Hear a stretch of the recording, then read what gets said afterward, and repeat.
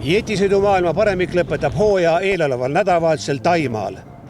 Traditsiooniline Kings Cup ehk maailmakarikas on sihikule võetud ka Martin Männil, kes oktoobrikuus tõi Ameerika Ühendriikides toimunud maailma meistrivõistlustelt koju 3 medalit. Juunioride klassi maailmameister jõudis seal esmakordselt poodiumile ka meestega konkureerides tasuks hõbemedal. Jõulugu esimesel nädalavahetusel maailmakarikale võetakse sihikule 2 starti just täiskasvanute klassis.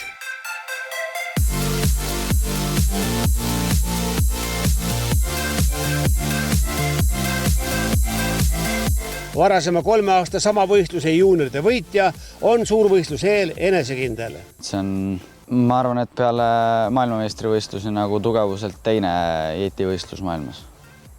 See on iga aasta toimub ühes riigis ja seal on kõvades klassides on väga suured rahalised auhinnad, nii et ootab tulla palju võistlejaid kindlasti. Kui sa oled juunioride maailmameister ja meesteklassis teiseks tulnud mees, siis sind tahab ju igaüks võita.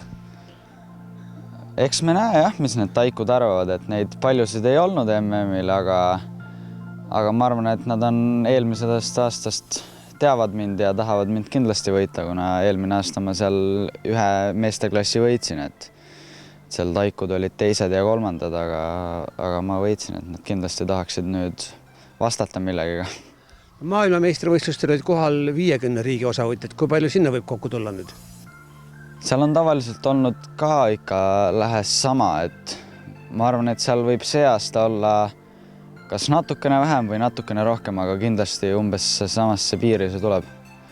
Et mingit 10 riigi võistlust ei tule ja ma arvan, et päris kõik maailma riigid ka esindatud ei ole. Ootad huviga? Ja väga.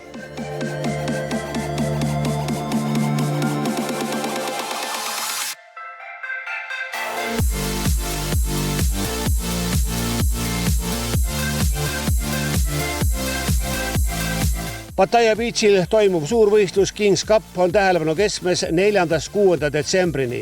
Martin Männi teeb kaasa Ski Jeti Limited ja Open klassis.